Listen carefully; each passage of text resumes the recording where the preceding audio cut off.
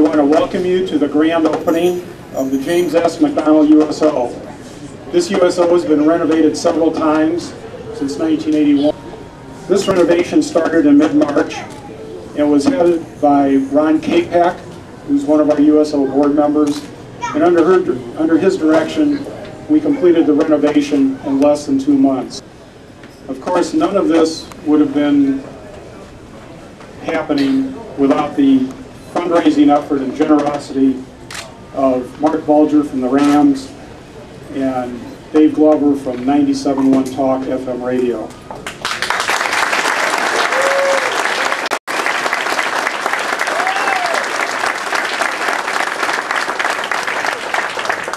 Through their fundraising efforts and tenacity, they raised about $300,000, with Marc contributing about half of that personally. So guys, we can't thank you enough for everything you've done for this USO.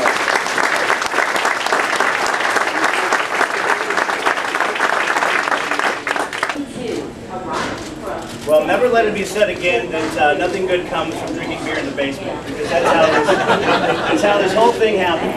I was at Marc's house with some buddies, some of whom are here today, and we were sampling some Anheuser-Busch products, and we were listening to the amazing story of Rocky Sickman, who many of you will remember was captive in the country of Iran back in 1980, 1981, when he was stationed there as a Marine, United States Marine Corps. And so we're listening to Rocky, and he's telling his story, and we're just literally 4 hours, no one said a word other than Rocky.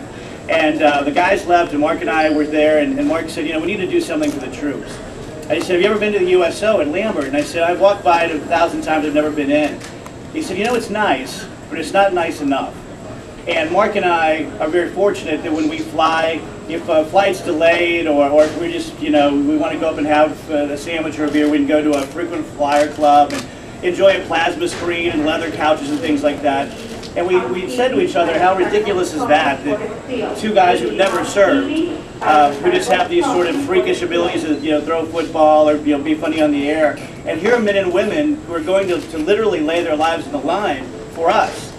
And, you know, at best, they have sort of, I remember when we came here the first time, the people were sleeping on chairs. You know, their legs were hanging off. And it was just unacceptable to us. And so we hatched a scheme, and it was very much like the Little Rascals putting on a show, to bring out a bunch of our rich friends and charge them way too much money and raise a bunch of money. So we did that. And that's where the real comedy was, because we were offered event planners, which we turned down, and so it was Marc and I putting on this event. And Marc would call and try to order linens, and they would hang up on him thinking he was a prank phone caller. At least that's what he told me, because I ended up making all the phone calls. And so we had this event, we raised about $200,000, which we thought would be enough. Like everything else, when you finally get the price tag, it's always more. And it was about $300,000. So Marc and I started planning another event.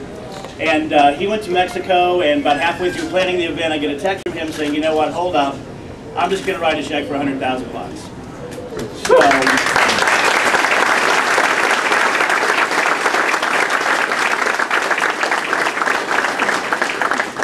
and in fairness, I wrote one too, but it didn't clear. So, And so I remember being here about 2 months ago when the construction began. And I've had about a gazillion ideas in my life, and about 3 have actually come to fruition.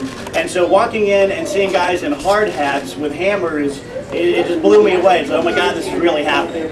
And so to walk in here today and see all these things we talked about, like this nursery and like a sleeping room with real beds and plasma screens and hardwood floor, it's just, it's so unbelievable. I do this on behalf of my dad and my brother.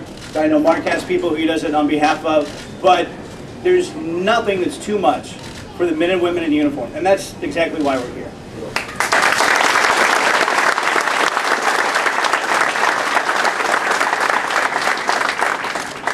That's why Dave is on the radio and I play football, because he can speak so well and thank the right people. But again, I just want to thank everyone who was a part of this. I know I forget someone if I went through the list. Kathy did a great job, but we had so many volunteers, Ed Jones, AB, and you go through all the companies.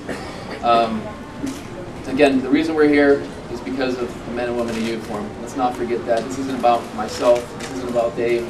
Although Dave doesn't get enough credit for this event, he went on the air, beating a dead horse. He gave his Harley up. He auctioned it off. So I know we've been sending a lot of rounds of applause, but one more for Dave Glover for what he did. I appreciate it.